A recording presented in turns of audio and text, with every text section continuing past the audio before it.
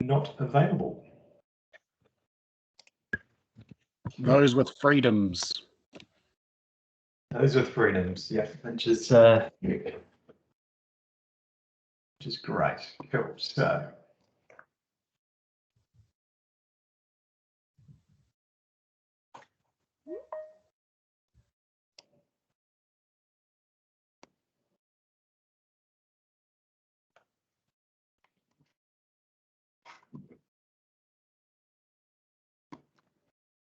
cool. So just making sure we can all see my screen. Affirmative. Brilliant. Now, if there's any questions or anything like that, if you could type them in the question box, then we can answer those as we go along. I'll stop every now and then so we can have a little bit of a Q&A if there's a couple of questions that pop up.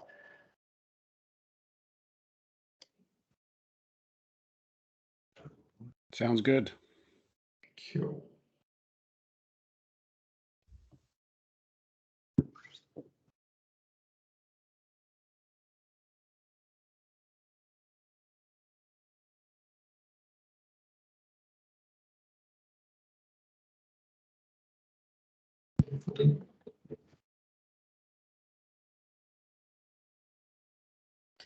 I can't see your face.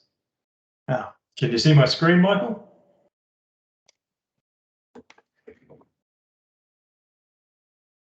Hey, Bill, can you just turn your video off?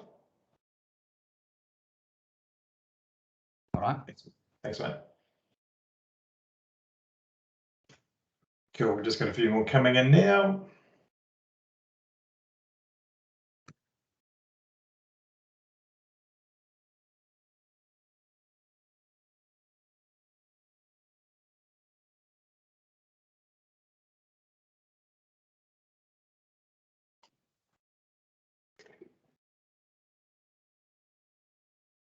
Righty ho. All right, we'll get on with it. Thanks, everyone who's available for coming through to this. We thought we'd take the opportunity since we're in lockdown to brush up on our TZT3. So today we're going to have a bit of an overview of the system and new features that have come out in the version 2 software. Version 2 has been available since about April, May this year, but just wanted to touch base and really show you guys some of the in-depth features there. So we'll also, at the end of it, just go through a couple of little install hints and tips as well. And we're recording this as well. So if you want to get a copy of this afterwards, we can do that. And we'll also send out PowerPoints to everyone who attended as well. So without further ado, we'll kick on with it. So the TZtouch3 range is now 4 models. So we've got a new 9-inch, which has been added this year as well. We've got the 12-inch, so the 9 and the 12 on the left-hand side here are hybrid units. Then we've got the 16 and the 19, which are full HD touch-only screens there. So just quickly running through the features on them. The 19 and the 16 are just about identical apart from the size. The 19 also lacks an internal GPS. Furuno thought by the time you got to a 19-inch screen, you're most likely going to have a satellite compass or an external GPS on the boat. So they didn't bother putting one in there. So it's full glass touch, HDMI and USB in and out.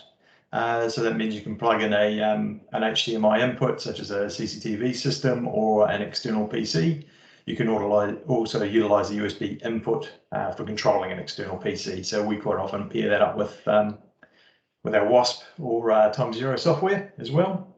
You've got 2 Ethernet ports in the system, 2 analog video inputs. It'll also, all of them will take up to about 6 or 8 IP cameras as well. The IP cameras have to be Access branded. They only read the Access codec. Enemy A2000, 0183 output only. If you want to bring data in to the Navnet TZT3 range, you need a converter. There's a micro SD slot in the rear, which is for the chart cards. Wi-Fi is built into the unit, and all the units, the 3 bigger units will feature the 1 kilowatt dual frequency chirp fish finder, and that's a true 1 kilowatt output. You don't need an external box to get that. And then support for the DIFF amp. That's our 3 kilowatt booster box, which we'll run through shortly.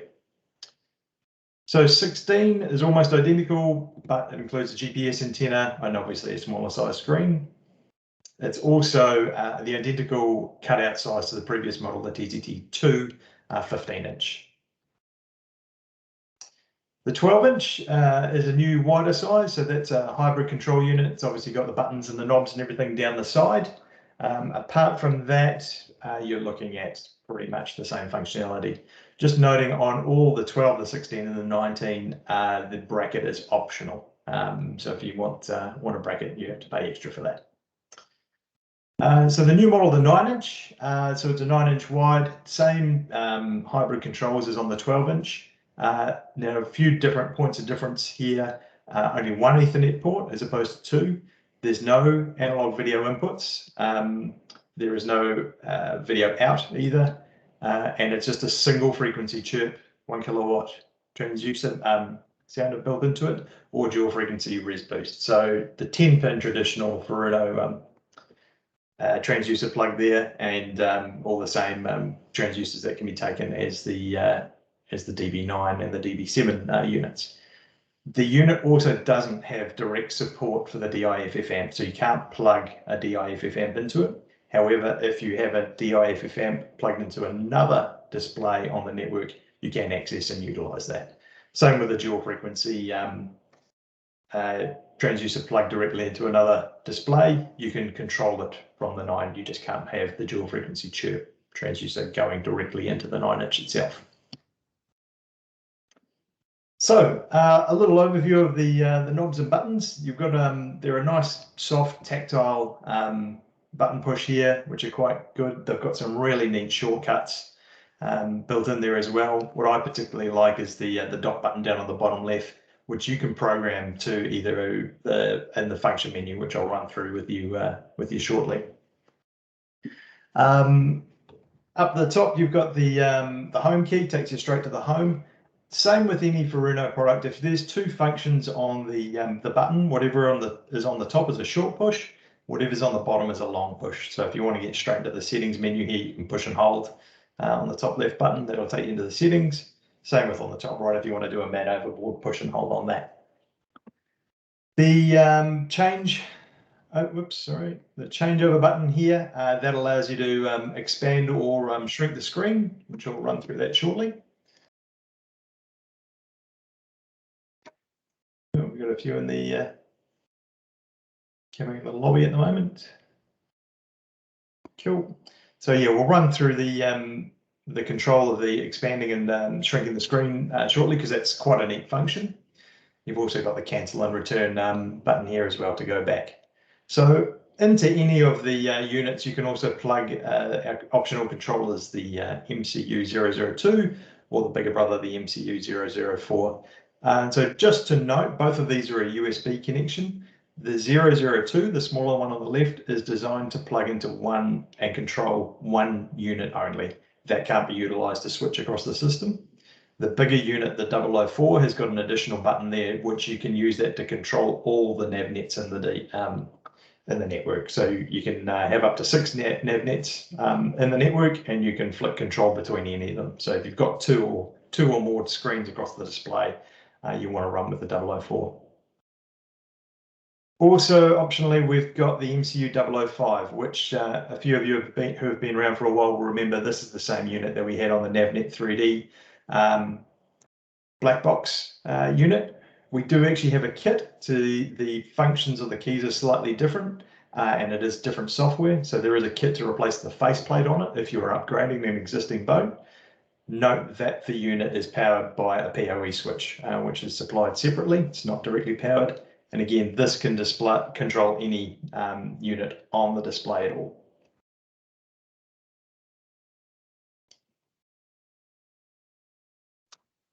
Cool. So all the screens feature IPS technology. And they're bonded as well. So very, very wide viewing angles, up to 80, 89 degrees, depending on the model. High visibility under sunlight, and with that as well, they've been able to turn down the backlight a little bit compared to the TZT2, but actually achieving a brighter screen, which is pretty nice. Also a very refined UI here. So they've, when you first turn the unit on, you're greeted with this new welcome page.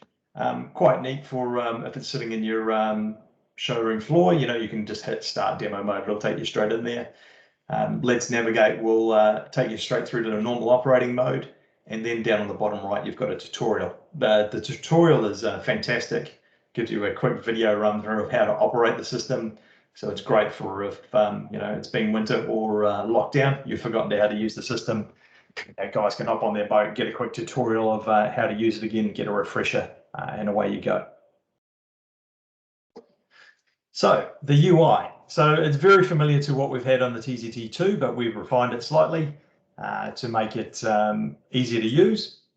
So up the top left, we've got a permanent event icon. So if you tap that at any point, it'll drop a mark where the boat is. You've got a new route bar. So when you're navigating to a route, it'll constantly show you your distance, point of time. Very easy to stop navigating to the route just by hitting the stop. Or if you've drifted off course, you can hit reset and it'll recalculate that route to where you are.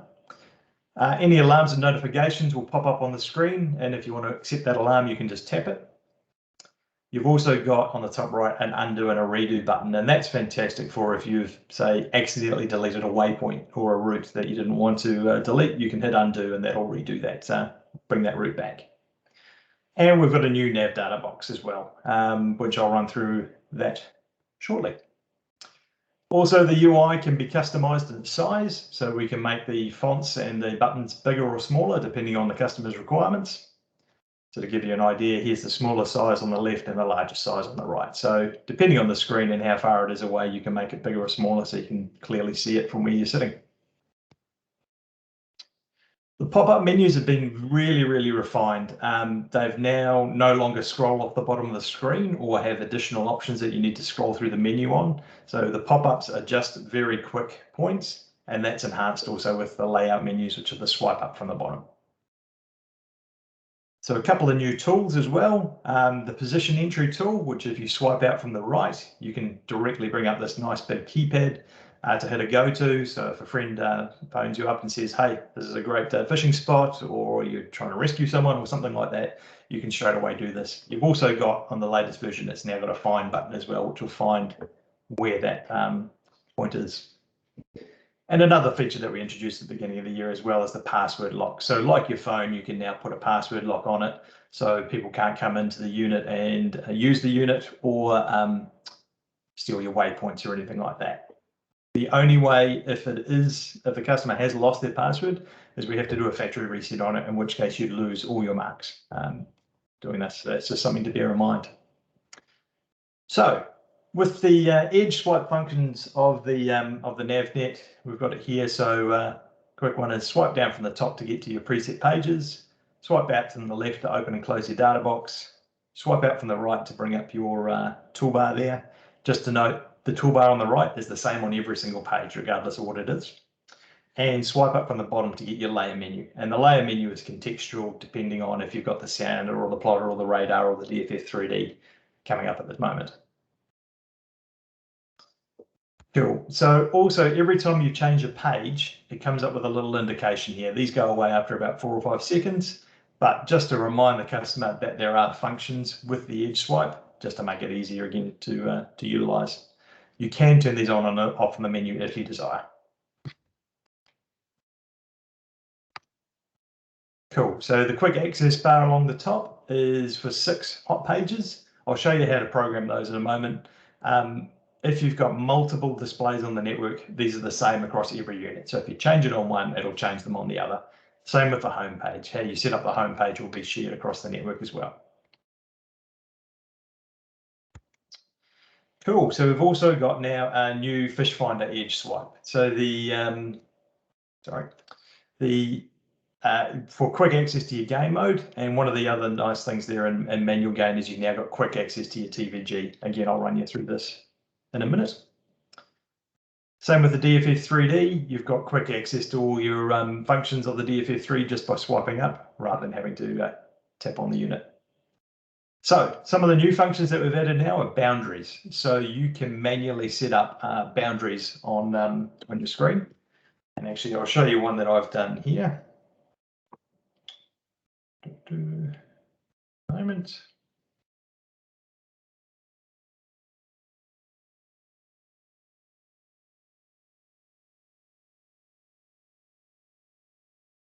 Give me 2 seconds and I've got my phone sorted out.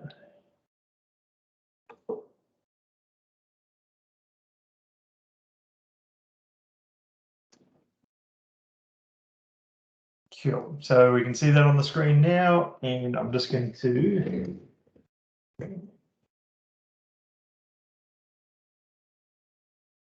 that's in the USA.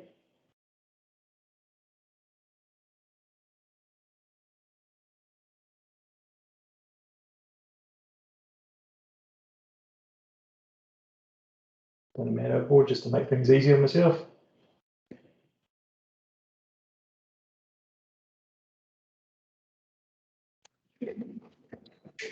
I'll come back to this. I've forgotten to plug in my USB card with the files on it.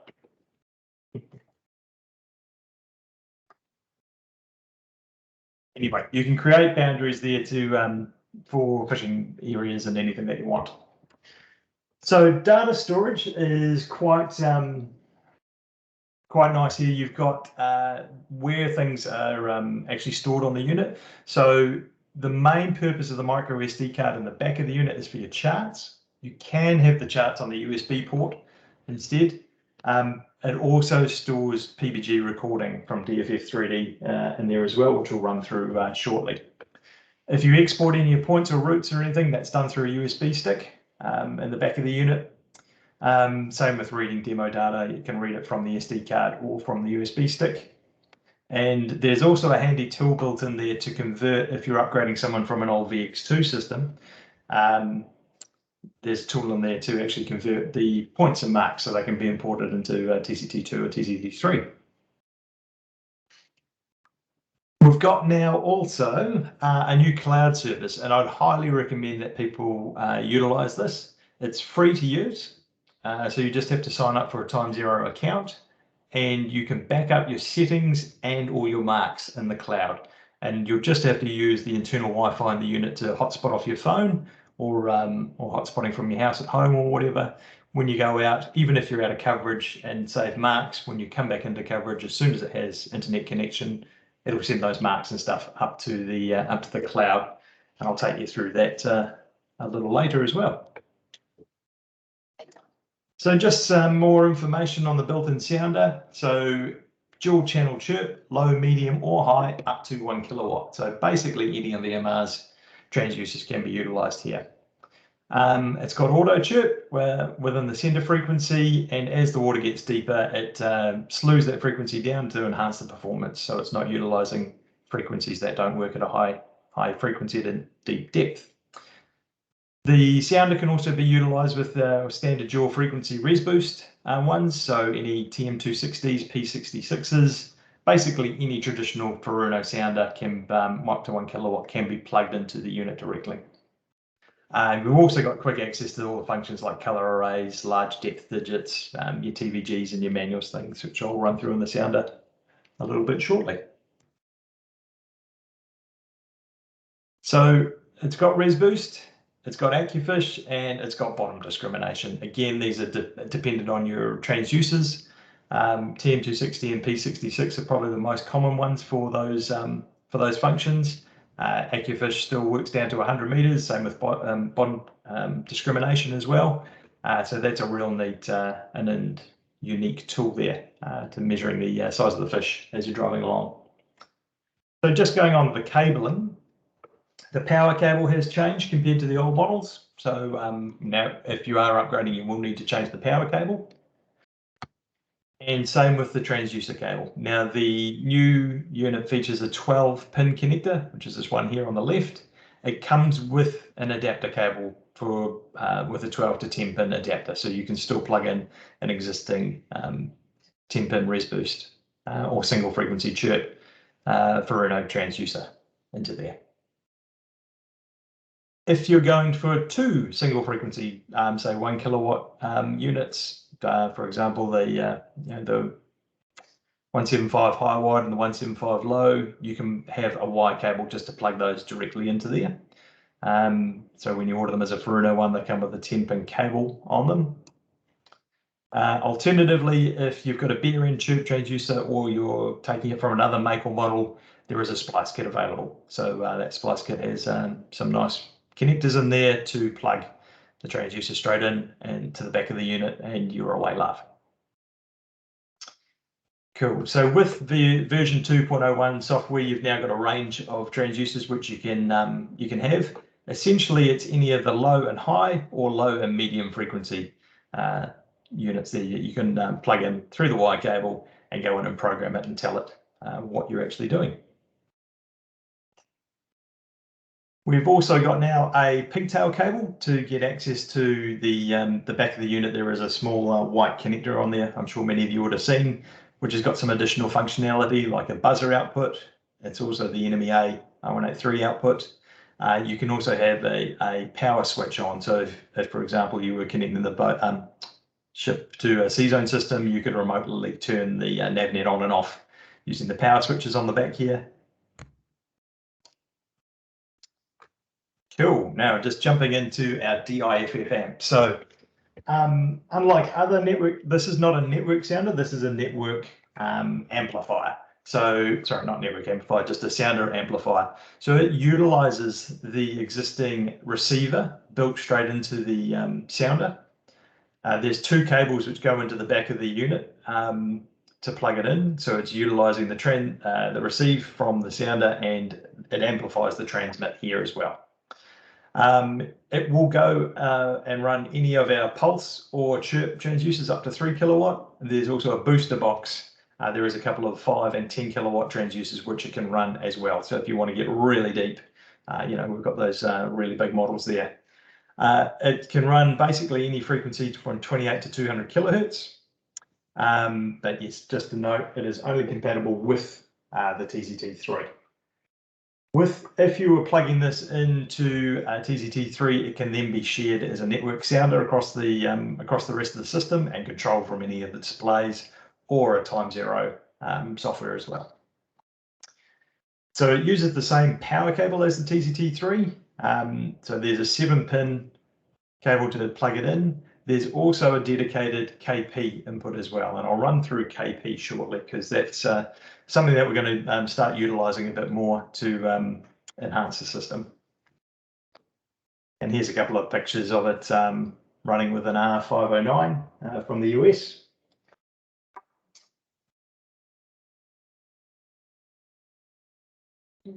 Cool. Okay, so backwards compatibility. So we're pretty much compatible with all the existing network sounders that Furuno have made since about 2008. So anything that's Navnet 3D and newer can plug into it. Just a note there on the DFF1, the DFF1 is just no longer manufactured. So the base model one there is the BBDS one. But that, the DFF3, the DFF1 UHD, they can all be plugged in. So just a note on this, we're getting a lot of people who are running multiple transducers and multiple sounders.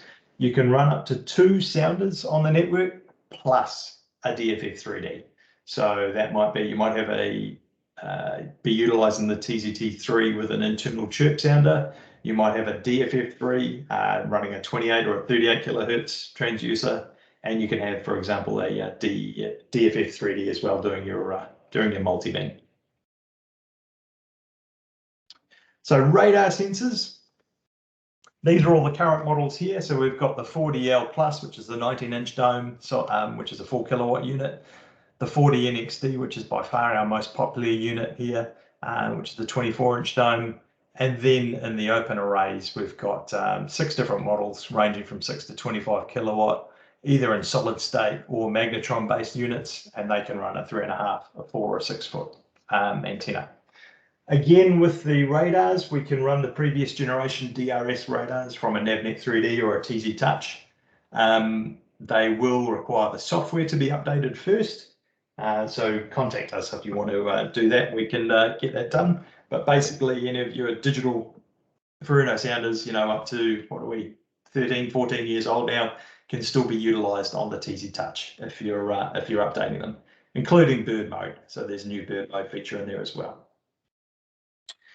Okay, all the radars except the 40L Plus have dual range built into them as well, which is pretty commonplace nowadays, but it's 2 independent pulses which are put out.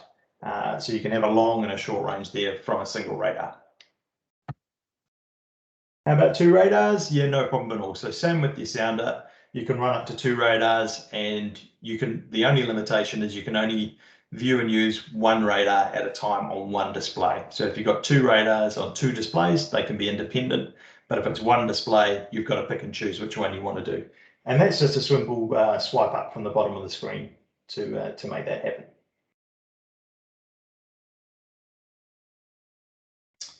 Okay, radar overlay works in both 2D and 3D, which is kind of neat. So if you put the system into 3D mode, it'll still overlay the radar there. Another of the neat features built into the TZT3 is the weather data. So using your phone as a hotspot, you can go and select the area you want, and you can download free sea surface temperature data and also rain and cloud data as well. And it's pretty darn accurate, and we're really happy with it. And it's great even if you can download up to 14 days worth of weather. So if you are going out of range, you can still bring that through. So now we're moving on to the TimeZero ecosystem. So Navnet TZ3 is part of the new TimeZero ecosystem. These are all the products that it'll work with. So Navnet TZ2, which has been upgraded to version 7.01, you can share waypoints, routes, and marks, and cloud synchronization with that. Our TimeZero PC software, either Navigator or Pro, can be utilized there too. Again, can sit on the same network, can control the same radars and sounders, and also has a bunch of other commercial fishing features built in there. Then we've got a couple of apps, which I'll run through a bit more shortly. But one of them is the TZ First Mate app, and that's a free app, and we'll go through what that does. The other one there is the TZ IBOAT app. And the TZ IBOAT app, the easiest way to describe that is it's probably the equivalent of the Navionics app. However, it's in the TimeZero ecosystem. It's not something we sell, you just buy it directly off the Apple Store. And it's free of charge, however, you have to pay if you want to chart for it. Otherwise, it uses just a basic worldwide background map. But that can either be used standalone, or if you're on the boat and it's on the same Wi-Fi network as the TimeZero TZ3, it'll share all the information from the TZ3 onto there, except for radar and sounder. You can have AIS targets on it. You can have all the digital information coming through. But there's a couple of really cool things in there I'll run through soon for you. And lastly, there is the cloud at mytimezero.com. Again, I'll run through that soon. Cool. So there's also the standard iOS and Android apps. So there's the Navnet Remote for remotely viewing and controlling it from an iPad or just viewing it from a phone. Navnet Viewer gives you the digital data, and there's a Navnet Controller if you want to remotely control the unit from your phone. Cool. So the TZ First Mate IBOAT app, and bear with me for a second, I'll just bring this up. And I'll mirror it onto my screen.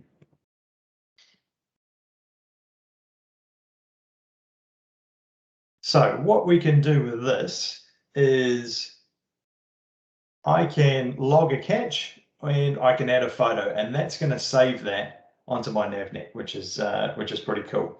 So for catches, if I go and log catch, I can take a photo.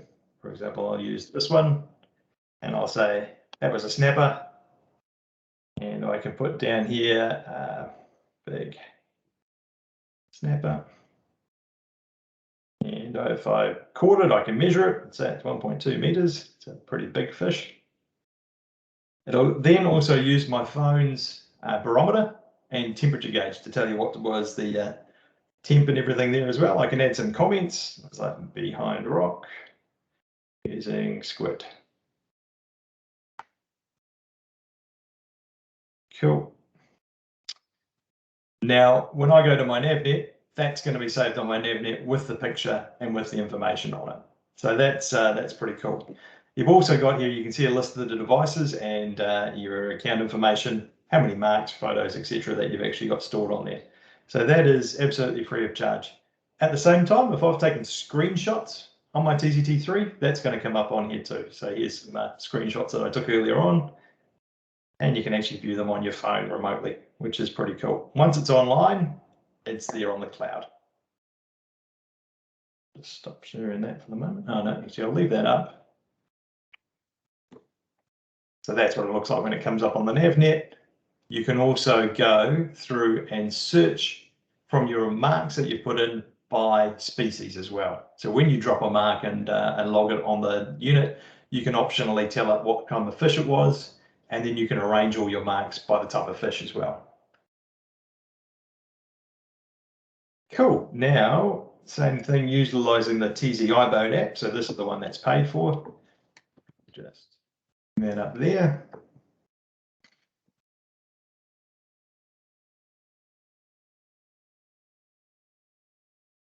Now, this is going to give me all my marks, and it is pulling through the GPS off my Navnet, which I've got running on demo mode at the moment. I've also got overlaid here, and this is again free of charge, weather information, which you get straight offline. There is a premium option which you can get for higher resolution, current, air temp, etc., etc. I can turn those on and off. It also does satellite photo overlay, which it gets off Google, and it caches it for offline use as well. So if you download it, it comes in nice and high resolution. That'll now be stored on my phone, and as I walk away, it'll go out of sight. I'll still have that on there, which is pretty cool. So this is live coming through from a Navnet, which is running on demo mode here. Same as Navnet, I can pull out my data box on the left, and I can customize that data box. But one of the features I really like about it is your anchor watch. This has got a completely new mode in it. It synchronizes with the TZT. You can either use the GPS on your phone or the GPS on board on the boat. So we're going to go. The other thing I can do now is using the compass in my phone. I can point the device towards the anchor, and I can say that the anchor is actually, oh, it's 50 meters ahead of where I anchored. Oops, not 3.5 meters. 50. There we go. Cool. That'll do. Anchor watch alarm's gone off because I've moved. I don't know if you could hear that. It just came up and said it. But what it'll do now is, where it is. There's our anchor watch alarm, and that's with the distance that I put it. I can also then tap on it, and I can maneuver that around to where I want it to be, and you can edit the size of it as well. So I'm just going to go stop anchor watch. Yes. The cool thing about it is that's all synchronized up, and it was coming through on my Navnet beside me as well. So that's a really handy tool. I was actually at a barrier a couple of, about a month and a half before lockdown, and we were in a storm. It was blowing about 50 knots, and left that running all night. You can also have it that if you drag, it can send you an email too. So it'll email you to tell you that you've dragged.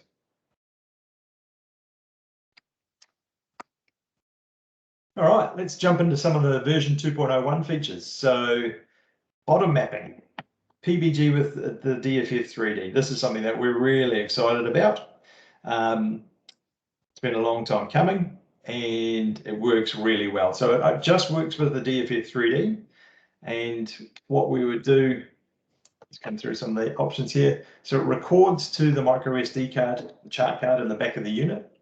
If you put in a 256 gigabyte card, you can store about 45 years worth of data if you're constantly recording. So even we supply it with a 16 gig card, that's actually plenty of room. That's filed really nice and compact. The data can be exported out of the unit onto the USB, so you can share it with another TZT3 user.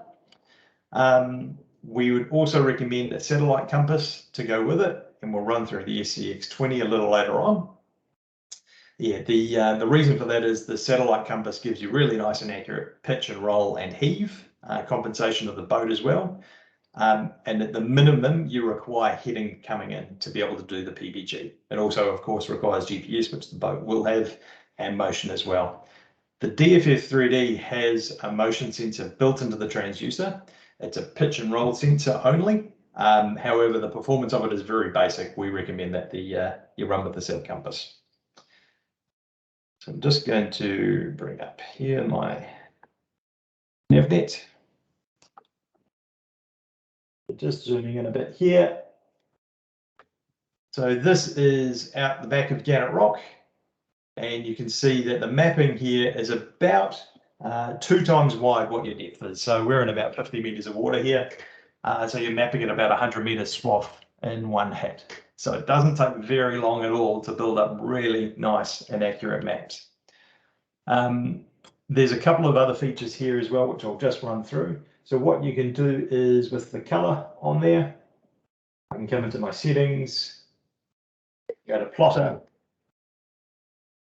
and my depth shading here. So I can shade the terrain, either light, medium, or strong. I can change the colors on it. And that'll come through like that. I can also come up here and I can turn on depth contours as well. So that's going to create depth contours for where I've been, which is all pretty neat. On the bottom left here, I've got the scale, and that's showing me how that is scaling at the moment. So it's in auto mode because the A is highlighted. The 26 at the left-hand side is in the shallowest point, and the right is the deepest point. I can change that into manual if I want to, if I just take it out of A and I just tap the lowest point, and then I can bring this up or down to if I wanted to look between a specific depth. So for example, I want to look between 50 meters here and 56. So that's just going to highlight and show me that, that depth range there.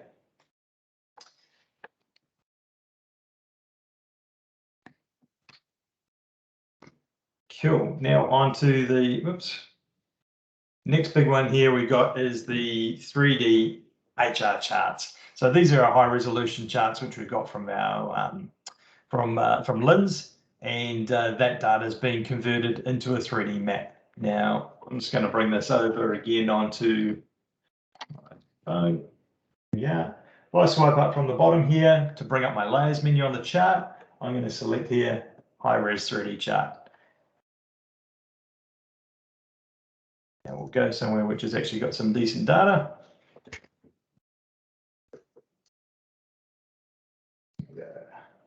The Mercs here.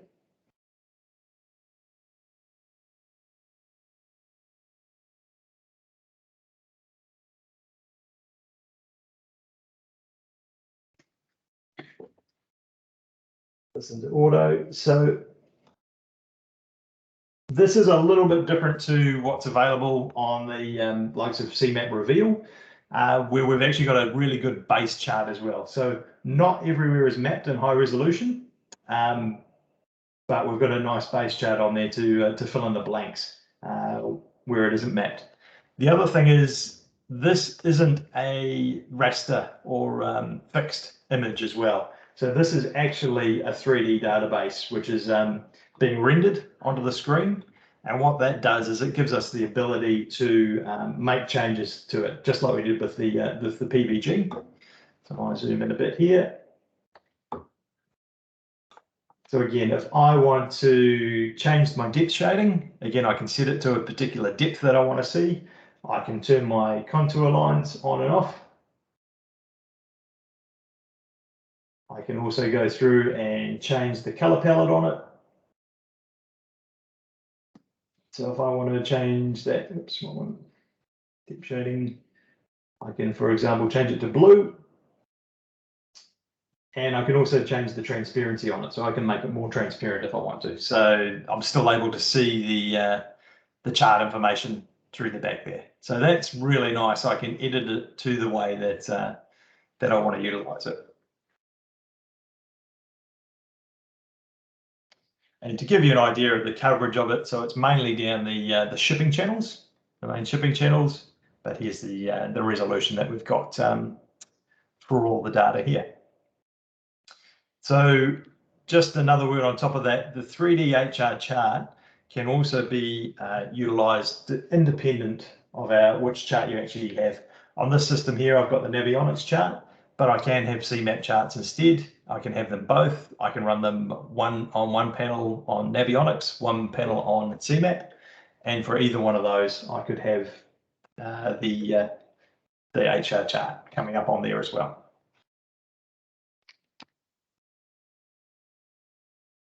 Cool. Now, another new feature which is really exciting here is drift it and fish it. And I'm just going to change over back to my screen here. Turn this off for a second so we can see it a bit easier.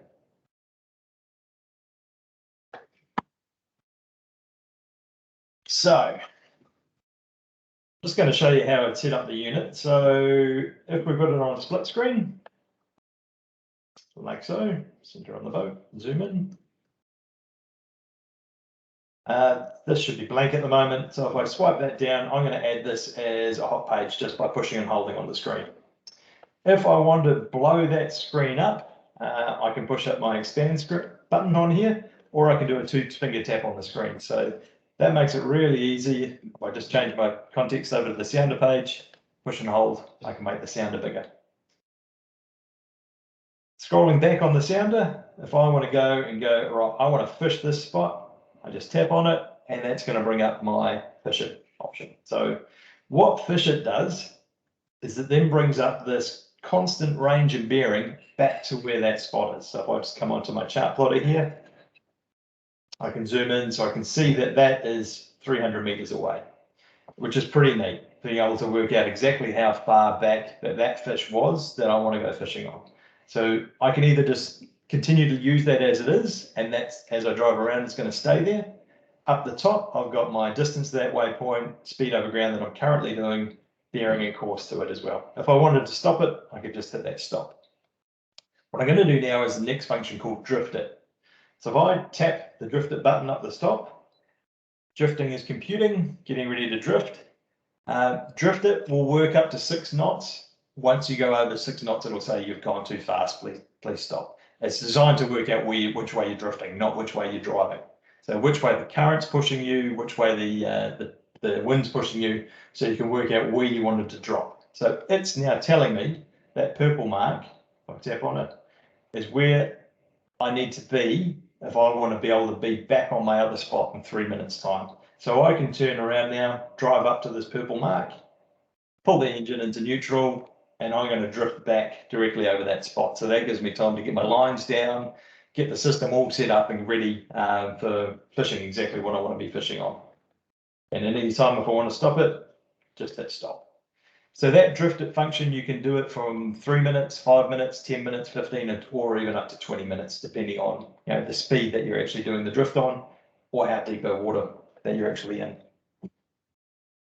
So just before I continue on with that, is there any questions on drift it?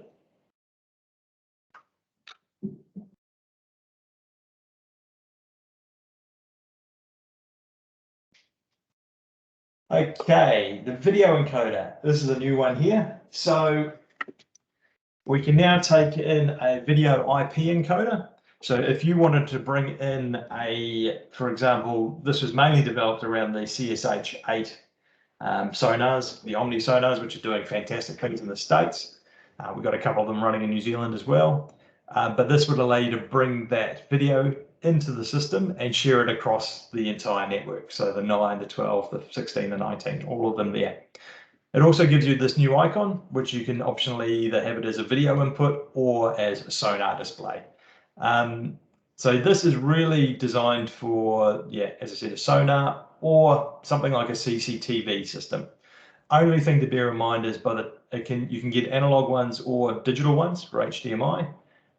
If you're utilizing this, there is about a second delay by the time it comes into the unit, gets converted and spit out. So I wouldn't use it with a mouse because the mouse lags behind by about a second, gets a bit confusing. If you wanted to drive a computer directly, you can just bring it into the HDMI input straight in the unit.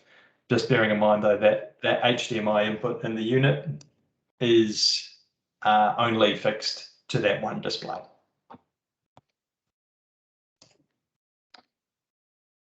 Cool, Fusion Link. So we've caught up with the rest of the world now, and Fusion can now be controlled by Enemy A2000, which is pretty cool. Another thing, by some happy accident as well, you can actually control the Fusion via wireless. So if the Fusion is on a Wi-Fi network and the TZ Touch is on the same wireless network, you can actually access it and control it through the Wi-Fi. So that makes things pretty nice and simple.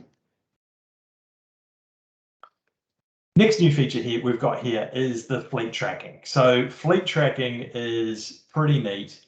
You can either utilize it just directly off your boat, just by having a TimeZero cloud account, by logging into Cloud at My TimeZero. So I'm just going to take you there now.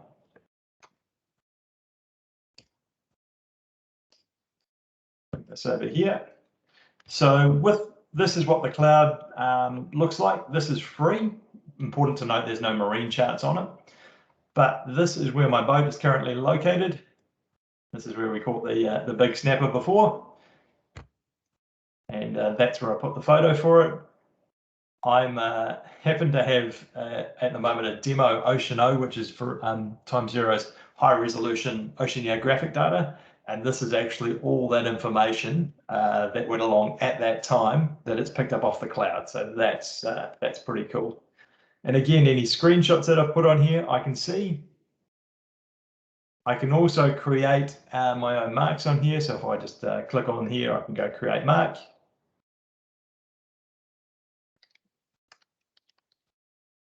Point. Cool. And I can also create a route on here. So if I pop that around, bump, bump, bump, and done. Cool. We've got the little icon up here, which is telling us that it's synchronizing to the cloud. Once it's blue, it's synchronized. So if I flick back over now to my Navnet, here we are. That's that new point. That's that new route that I've put in. So if the Navnet's online, that's going to instantly come up on there as well. And I can start that navigation. So you can quickly see how for like a Coast Guard scenario or even a fishing fleet scenario, this is really neat. From the TimeZero app, when you sign up for a fleet, so a single license is free, but if you want to have a fleet one that is a paid license, you can actually then send out waypoints and routes to individual boats, and you can actually check and see that they've received it. So you can imagine for a search and rescue operation, being able to send a search and rescue pattern out to an individual boat to go and map an area. Yeah, that's pretty darn useful.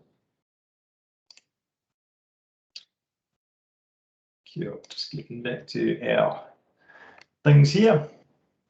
Okay, so they've enhanced the sounder features hell of a lot. So there's a new layer menu that comes up when you swipe up from the bottom. We've got TVG adjustment, which is now directly available from that swipe up menu. As you know, previously you had to dig deep into the sounder menu to adjust the TVG. There's a new depth scale to reduce clutter on there.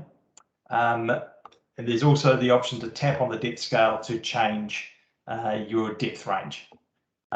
There's also advanced presets. So for a chirp sounder built in with the 1 kilowatt one, you can preset them to selected frequencies and you can give those an individual name. So I'll show you that in a moment. There's also a new marker zoom mode as well, which makes it really easy to zoom into a specific part of the water column. That's what was showing up on the top right of the screen there. There's also an option for turning off bottom search mode, and I'll just explain that. So traditionally with a Furuno sounder, even if you've got it in manual range, it still needs to track and know where the bottom is to set all the gain settings and everything. So how that's been done previously is it would, in manual range, if you had it zoomed into say 100 to 200 meters and you're in 400 meters of water, it would ping short for the 1 to 200 meters twice. And then on the third ping, it would do a long ping to work out that, yep, I'm still in 400 meters of water. The advantage of that is it always knew the digital depth. So when you put it back into manual auto range, it would very quickly find it. The disadvantage of that is it slowed down the ping rate. So now you can turn that mode off. So you can have it in manual and it's just in manual. Whatever range you set it to, it'll just ping as fast as it can there. There's new improved auto gain as well. So it works better in auto mode. And there's also an external key pulse that can be utilized from the unit. So what key pulsing is, for those that don't know, is it's a commercial sounder function, which is now being brought into Furuno's leisure range of the TZT range. It tells or receives another sounder when it's pinging. The advantage of that is you can synchronize your sounders if you've got multiple sounders on the boat to ping at the same time, and that's going to reduce interference with other sounders. particularly on sounders which are operating on overlapping frequencies, which we quite often come across now with chirp sounders. So for example, the DFF3D, the multi-beam sounder, operates at 165 kilohertz, and your high frequency 1 kilowatt chirp, it goes from about 130 to 230 odd kilohertz. So they are overlapping and can interfere with each other. By connecting the key pulse cable between them, which is basically just 4 wires straight through, they can be synchronized either which way. So they'll transmit at the same time and not interfere with each other. So just a demo of those sounder features. So I'm just going to push and hold my, oops, wrong screen. Tap on my sounder, push and hold. It's going to blow my sounder up to full page. Swipe up from the bottom here. And that's going to give me quick access to all the functions that I want. So if I just start off on the left-hand side, putting the unit into single frequency rather than dual frequency. On the bottom left where I've got my digital depth, if I just tap on that now, that's going to change between low frequency and high frequency. So we can see the little flick switch. Here we are, it's gone over to low frequency. Tap on it again, it goes back to high frequency. If I bring my scale up here, again, I can take the unit in and out of auto range. I can have my A scope turned on, my analog scope on the right, turn on my temp graph, turn on my white edge, change my picture advance, interference rejection, the whole works. What I really like here though is come across, and I'm going to put it into manual gain now. And we've also programmed the 2-finger touch, which I can get to just by going here. So this is how I traditionally set up my screen. Go into general. So a 2-finger tap, which is also the same as pushing the dot button on the 12-inch. I'm going to do gain control. A 2-finger long tap, I've got it set up to full screen. These are all the functions that I can put on there. So I can do edge swipe, I can do an anchor watch alarm. So by having it on the gain control, and I've got the unit in manual mode now, so I can utilize my roto key to zoom in and out. I can then push my gain button and I've got quick access to my gain. Wind the gain up, wind the gain down, push it again, and that's going to give me clutter control as well, so I can bring the clutter up or down, push it again, and that's going to go away. Now that's going to work the same on the radar screen as well. So if you've got the radar on, you can quickly get access to the to your gain and C and rain settings as well, just by pushing the gain knob. Same with the DFF3D too. So if I've got it in dual frequency, I can push it once, it's going to give me the HF gain, push it again, and it's going to give me low frequency gain. Bring that up a bit. Push it again, it gives me clutter. Clutter is a control for both of them. Push it again and it goes away. Swipe up from there, and if I want to adjust the TVG, I can do that. TVG up and down. So compared to where Furuno were before, the sounder settings, which are really advanced and give you some really good performance, are super simple and easy to get to now, which is pretty darn nice. So that bottom search mode, if I turn that off now, it'll actually give you a warning. It's used for finding and displaying the seabed. If you turn it off, the unit may not function correctly. However, that doesn't bother me if, for example, I'm only looking at the top 200 meters of water. So now I can bring that around, push up to where exactly I want to see the shorter water column by doing a shift. And that's only going to ping down to that range, and that's going to ping as fast as the unit can ping. So I'm just going to turn that back off now, put it into auto. Cool, and I just wanted to run through the yeah,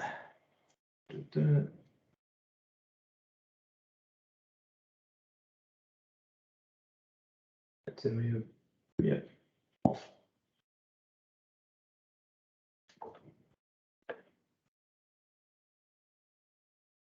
I have upset it and running in demo mode. No, cool, there we go. All right, so the next one I wanted to show you was the marker zoom. So marker zoom, if I bring that up, it gives me a yellow box on the right-hand side of the screen, which I can just pull down to anywhere in the water column that I want to zoom in and look. If I can pinch and zoom it in to zoom in further, or zoom out to bring it up further, depending on how much of the water column I actually want to look at there, which is pretty neat, particularly in deeper water. Gives you the option just to focus it in and zoom in on one particular piece of water. Okay, that's the basics on the sounder side of things. So just bringing into really a sister product of the TZT3 is our new satellite compass, the SCX20 and the SCX21. Now the difference between the two is one's NMEA 2000, one's O1A3. So the majority of cases, the SCX20, the NMEA 2000 unit is the go. This product is almost a complete no-brainer if you're doing a full TZT package. The benefits for the whole system that it gives are just huge. So you've got super accurate GPS, super accurate heading. It gives motion compensation to your internal sounder on the TZT3 or the external DIFFM. So it'll take the heave out of the sounder as you're driving along. It also gives pitch and roll and heave compensation to the DFF3D, and it makes your autopilot, your nav pilot drive amazing. So it just ties the whole system together, and really, I think the retail on them at the moment is about $2,400. Yeah, it's just a no-brainer. By the time you're buying a GPS and a heading sensor separately, you're 3/4 of the way there. How does the system work? Well, the SCX20 is really unique. In fact, I don't think there's any other product on the market that has 4 GPS antennas in it. The advantage of having 4 GPS antenna in it is you've got 6 baselines. So what that means is it can measure its heading super accurately over a very small range. Other satellite compasses, which only have 2 antennas in them with a short baseline, are not nearly as accurate in their heading or their pitch and roll. So that's why Furuno have spent about 4 or 5 years bringing this in. Another thing to note is it has a magnetic fluxgate compass built into it as well, which it uses as a backup if the heading is ever lost due to blockage of the satellites or something like that.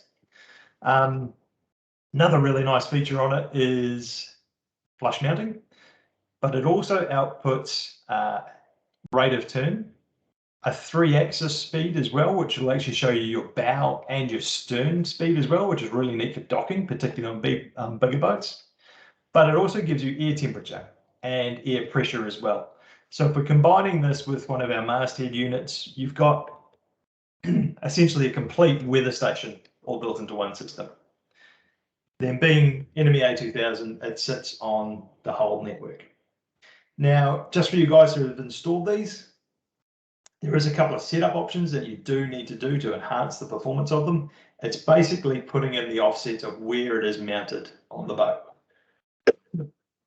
So here's an example. If you've got the SCX20 on top of a bimini, and your center of gravity is in the middle of the boat here, and your transducer is mounted off the stern, you do need to put in where the offsets from each of them are to get your heave compensation working correctly. So if you don't put these in, it'll work okay, but if you put these in, it'll work super fine, and your heave and everything like that will be perfect. If you can imagine, if the transducer is mounted on the starboard side of the boat like it is here, and you've mounted, in this case, the satellite compass off onto the port side of the boat, as the boat rolls, the transducer is dropping down into the starboard side and lifting up as it rolls to port. If you told it back to front that it was on the port side of the boat, it would be doing the opposite. So it would actually be making the compensation worse. So really is worthwhile, to make your install super good. Take the time. It only takes 5 minutes. Measure it out where everything is. Write it down. Put it in there, and do just make sure you've got your plus and minuses around the right way. Otherwise, it can work backwards against you. Just with any GPS, normal things apply. Don't mount it inside the radar beam. Don't mount it too close to a VHF antenna. Make sure it's got a good view of the sky. And because that is doing your pitch and everything like that as well, you really want to try and keep it as low as you can on the boat. In saying that, still needs to have all those clear options, and the clear view of the sky is the highest priority there. So you can do the setup on it via a TZT3. There is a web page built into it. So once it's on the network and detected it, you can come through and click on SCX20 setup, and you can actually pop on all the offsets on there. I just wanted to talk about, as I said just a moment ago, this is a pretty typical high-end package that we've got there now. So we've got a 40NXT, a single display with running a 3 kilowatt chirp sounder, our DFF3D as well for our multi-beam, the NavPilot 300 all plugged into NMEA 2000, and our FM4800 VHF, which includes an AIS receiver built into it too. So again, the TZT3's got all except the 9-inch have got 2 Ethernet ports on there. You can use them to bridge to a second display or bring in 2 Ethernet devices. The only thing to bear in mind with that is if the display is off, it's not passing data. So for example, if I had 2 displays here and one was up in a flybridge and one was downstairs, I'd probably plug the radar into an Ethernet hub. So if I had one of the units turned off, I wasn't relying on that to be on to pass the Ethernet data through.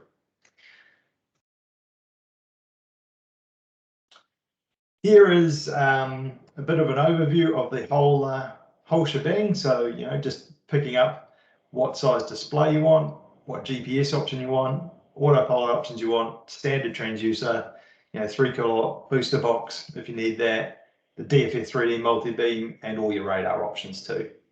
So that's a nice little document there, which we'll give you afterwards.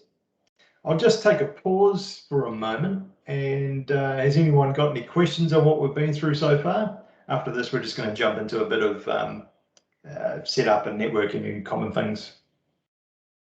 I'll just give you a minute to ask any questions if you've got them.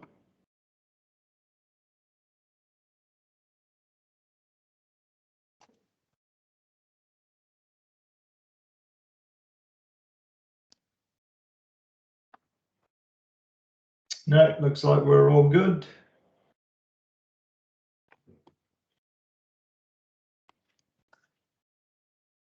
Okay, a little bit of tips and troubleshooting and stuff now. I'm not going to sit here and tell everyone how to do NMEA 2000. It's been around for a long time. Every manufacturer does it, so you should have heard this to death.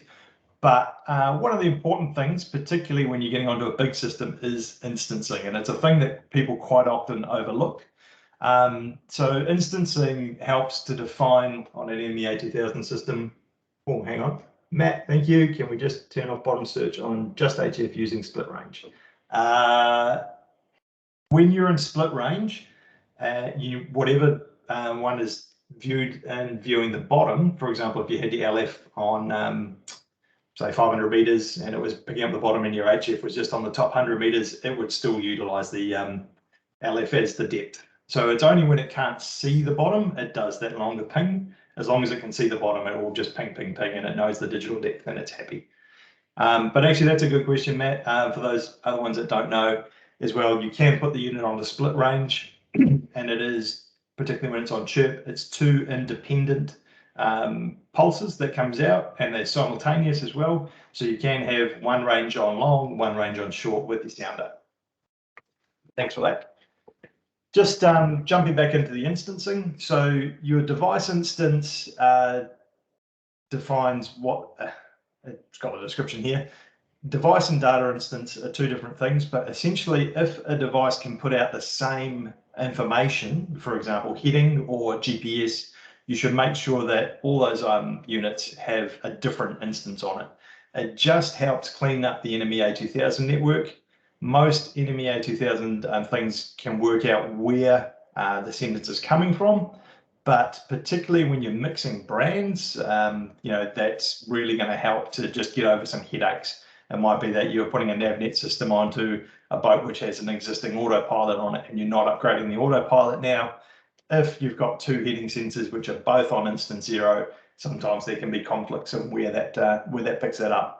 We've come across that a few times with the likes of Volvos, which have a fluxgate compass or a satellite compass on top already. Quite often the system can end up picking up the wrong heading.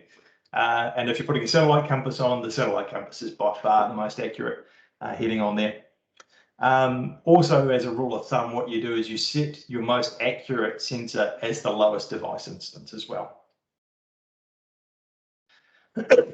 Cool, just running into the connectors on the back of the unit. So on the back of the 9-inch, we've got the standard power cable from the TZT2, your standard 10-pin transducer cable, USB cable, NME A2000 and network, and the multi-cable for your 0183 output.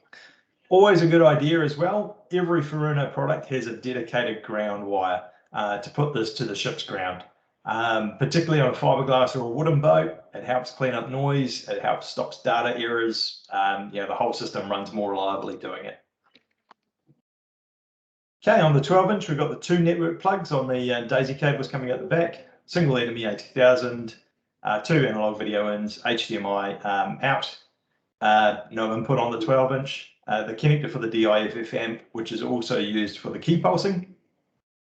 A new power cable, note the ferrite on it, that comes with the unit. Again, that helps clean up electrical noise and stuff on the sounder.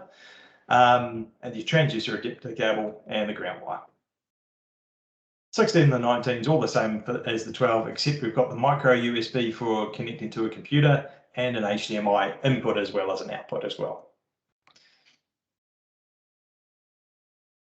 Cool, so there's a couple of nice little things on here like the sensor list and the serviceman menu. I'll actually just show you those. It probably makes life a little easier. Hang on. Bring up my phone again.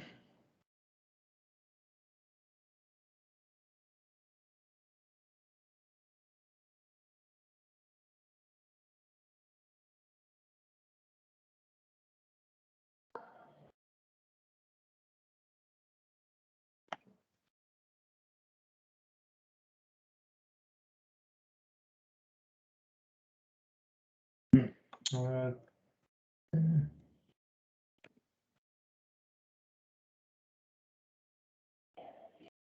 on, let's start that one again.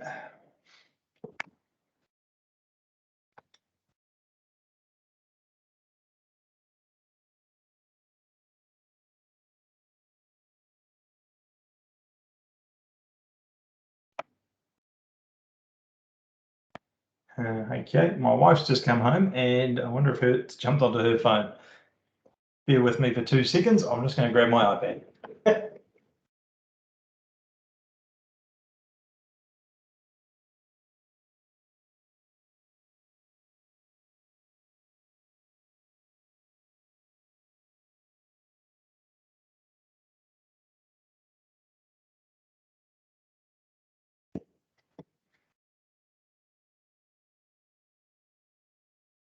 Okay, I'm back.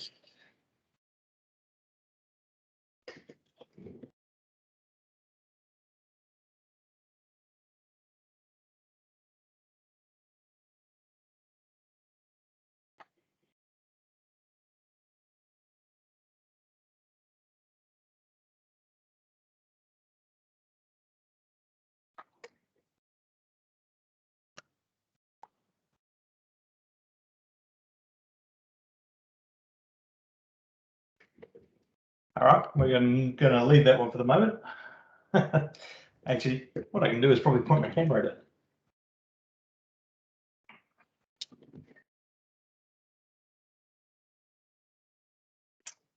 I'll just stop sharing my screen for a moment.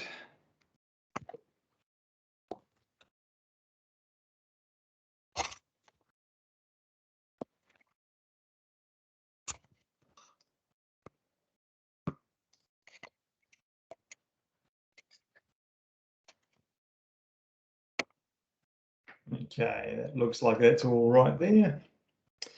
So some of the really useful setup features on here when you're setting the unit up. First thing we're going to do is when you open it up, go and change your units. Go and change these through to metric or whatever you want to set them up to. I'll have everything plugged in and turned on. I'm going to come down to initial setup. I'm going to put in the GPS position of my boat, give it the appropriate boat length, and if I wanted to, I can give it a name. Just giving it a name will populate it onto the TZ cloud as well. So if you have multiple boats, you can see them there. You can set up your draft of your transducer. for how deep it is below the keel, and also how deep the keel is if you want to. Engine and tank auto setup. So if you've got it connected into your NMEA 2000 engines, so if you've got a Mercury Smart Graph Gateway, your Suzuki engines, Yamaha with your Helmmaster, etc., that'll all come through. You just hit engine and tank automatic setup, and that'll find your stuff there. You've also got here this nice manual fuel management option. So what that'll do is I'll turn that on, and you can set it up and have a manual tank, and it'll use the, there we go, it'll use the fuel flow out of the outboard to use up the amount of your tank. Particularly cool on a trailer boat, where most of the tank sensors are pretty inaccurate depending on which side of the boat you're standing on. They can fluctuate quite a lot.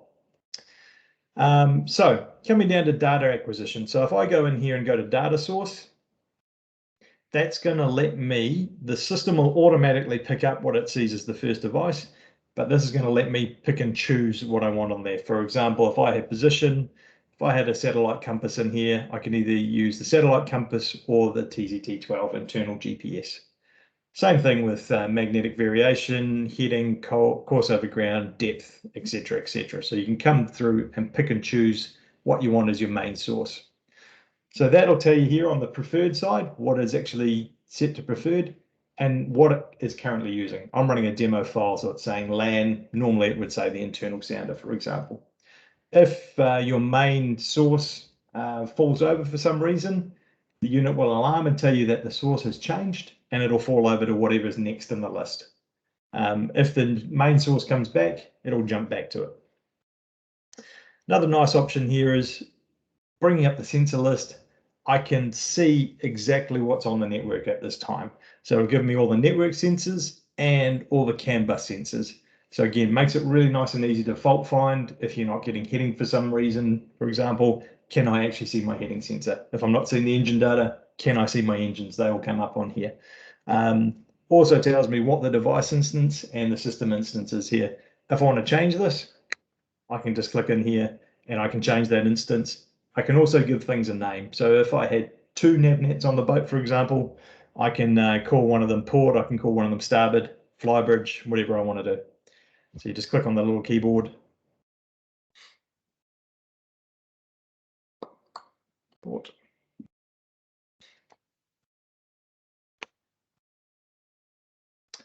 And away we go. Now, next thing that you might come across, well, you need to do for your fish finder, go in and set your source. It'll default to itself. If you've got 2 on the boat and the transducer is only plugged into 1, you can pull up and you can select which one you actually want it to be plugged into. And I come down here, this is the advanced settings on the sounder, but the main one we've got to do is you've got to tell it what transducer is actually connected. So going into my transducer here, I'm going to go by model number, and you can pick and choose, and there's a lot of different options there. And if I've got a mixed system, for example, I've got a 1 kilowatt high wide and a 1 kilowatt low B175, I'm going to set that, and that's going to change the sounder settings for that option. Here's where I can turn on the key pulse, on and off. So if I want, when it's off, it'll receive key pulse. When it's on, it's transmitting key pulse. If it doesn't detect any key pulse there from another sounder, if it wasn't turned on, it would just start to transmit anyway. Here's also where I can set my preset frequencies. So if, for example, I wanted to run it, so I could have this for, I'm going to call this one, clear this out of here. So deep drop. And I'm going to make my high frequency, I'm going to have it manually chirping. And I'm going to do that between, say, 150 kilohertz. That's a good one. Then on my low frequency, I'm going to put this into pulse mode, and I'm going to make that a, say, 40 kilohertz. So that's going to be fixed on 40 kilohertz. Now, when I go back to my sounder and swipe up from the bottom, I've got my preset frequencies here. So they're actually labeled deep drop. Preset 2 can be my normal chirp mode. Preset 3 can be top water. Yeah. Again, you can tune the unit have those presets there and ready to go. So moving on from the sensor list, the next big one you might have to get into, and we always recommend this doing this after a software update, is resetting the unit to factory default and setting it up from fresh again. To do that, if you come all the way down to the bottom, go to the service menu, go Furuno space service.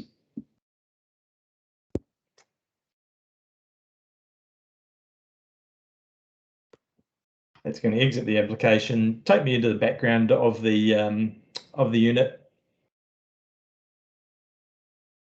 And I'll share my screen again. This is what I'll be bringing up here. So you've got some self-testing in here and stuff if you want to test the unit, but main thing we want to do is master reset. So you go to the utility function here, go to factory default setup, and there's a whole bunch of different options. You want to select factory default, delete all settings, and hit the reset button. Another really useful option in here in the self-test is if you go to utility, data and file, you've got a CAN bus monitor. So if you're having issues with any enemy A2000 stuff on the network, you can actually come in and see what's on the network and what it's actually transmitting. So that's a pretty nice, useful technician tool there. There's also an enemy A2000 log that you can do to capture data. It's not designed for a user really, it's more designed for a technician. You can turn that on and off. It'll record to the USB on the stick. It's mainly for sending through to Furuno to analyze if there's any issues on there. Cool. As we described earlier on, our digital UHD radars that we've been using for the last 13 or 14 years can still be utilized on the new units. Most of them had a power supply which converted it to 48 volts. You'd need to make sure that that power supply it's got a little loop inside there which you need to fit to power the power supply up. They used to be powered on and off when the display's powered on and up. You can replace them with a standard 48 volt power supply or a 24 to 48, for example, if you've got 24 on the boat. Again, just talk to us and we can recommend what to do. But the main thing is that the unit will need to have its software updated as well. There's a couple of different methods of updating it. You can update it from the TZT2, but I'd recommend if you haven't pulled the Navnet 3D off the boat to upgrade it from the Navnet 3D before you do that. Cool. All right, that's the main part of our presentation today. Now I'll unmute everyone and stop sharing my screen and put it back up there. If you've got any questions, please fire away.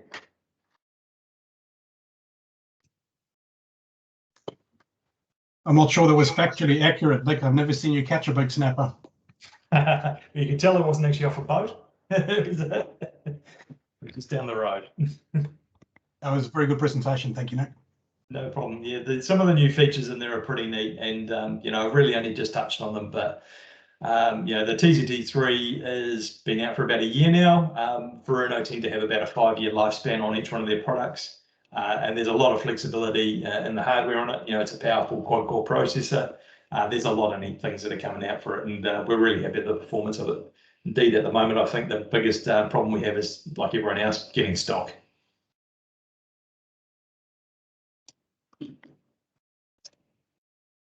Cool. All right. Well, is there any more questions? If not, what we'll do is we'll stop the recording and we'll file this recording out. And if anyone's got it, if you've got any questions afterwards that you want to contact me offline, feel free to do so. But otherwise, thanks for attending, guys, and appreciate it. And bring on level 1. Nick, Looks like Nico's got a question there. Is SST overlay file size limited? It's limited on the range of what you can actually show on the display at one time. So when you do the, actually I'll just Yeah, show you the weather download. So if you push the weather option there, so you can zoom out. That's the limit of the size you can do in one hit, because that's all it can fit on the screen. So you zoom to the area that you want. It has to be online, so it's connected on my local Wi-Fi here. You just hit get weather update. It's going to go online and download that. You can also set up in the menu what data you actually want to download. So if you're only interested in SST, it'll just download SST. If you want the wind and rain as well, it'll do that as well.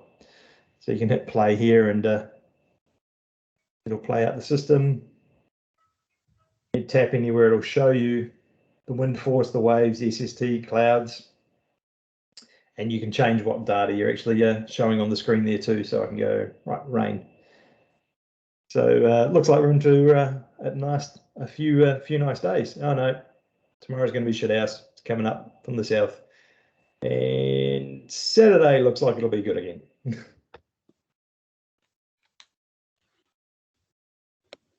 Nick, you were going to show us boundaries earlier. You said you might come back to it. Oh yeah, good point, Dave. So I've made up a boundary around my local fishing area. So this is the Hahe Fish Reserve. So I've just copied that off the map and set that up. So you can edit that boundary. I can make an alarm on it as well. So if you actually go into that boundary, it'll alarm and tell you that you've gone on the boundary, which is pretty neat if you're fishing close to a fish reserve and you obviously don't want to get your boat confiscated. You can change the color on it. You can do pretty much anything as well. So if I wanted to do a new boundary on top of that, I could. So I can go here and go new boundary, and I can make it a circle. You just click and drag to whatever that circle is that you want.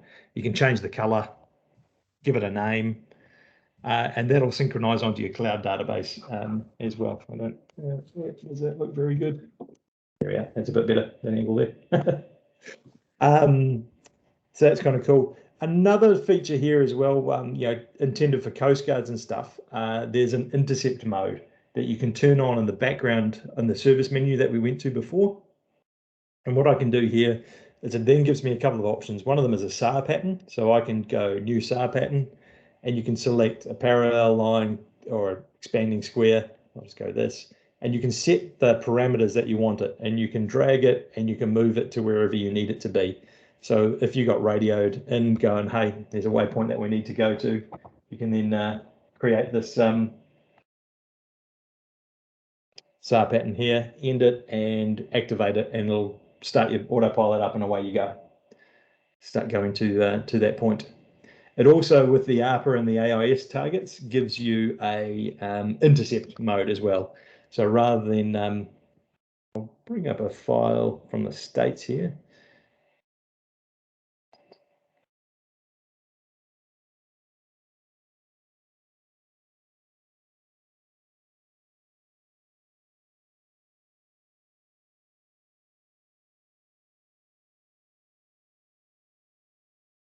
Cool. So stop that navigation, center on the boat and zoom in. All right, so this has got some ARPA and AIS targets on it. Coming through here. So if this target here, for example, if I click on him, I can go intercept. And what that's going to do is give me the point where I need to aim to so that we intercept. So it's constantly working out what his course and bearing is, my course and bearing, and going, you need to go here to intercept that guy.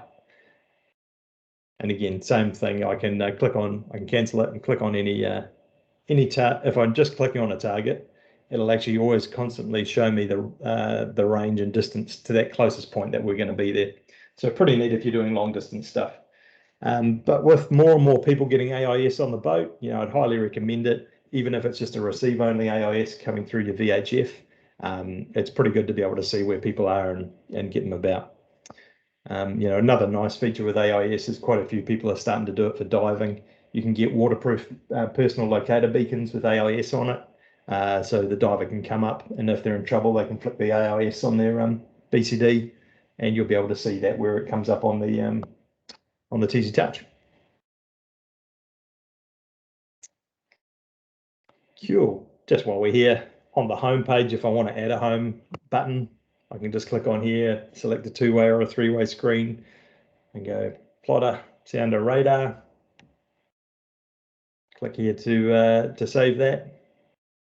Then if I want to save that to my quick pages, just swipe down and push and hold. That's going to be there. Same thing if I want to add some more there. For example, I want to add an instrument page. Again, swipe down, click and hold. And if I want to change that instrument page, I can just swipe left and right to actually go through and show me my different instruments.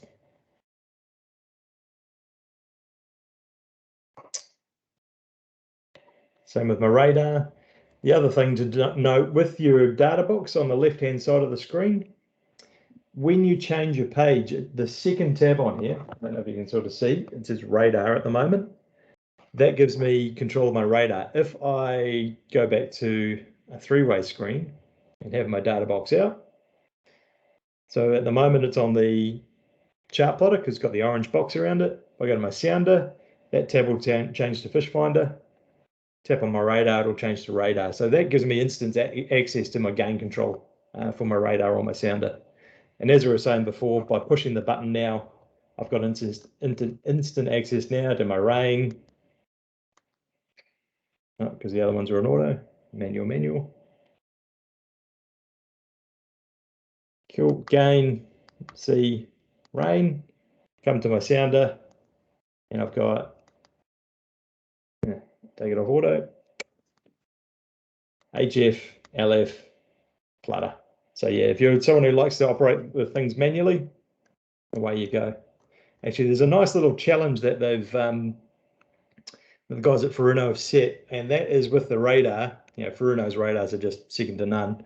If you put the unit in auto gain and auto C and turn your rain clutter down to 0, which you normally do if you've if there's no precipitation at all, and try and tune the radar better. If you can tune it better than the auto mode, you're doing well.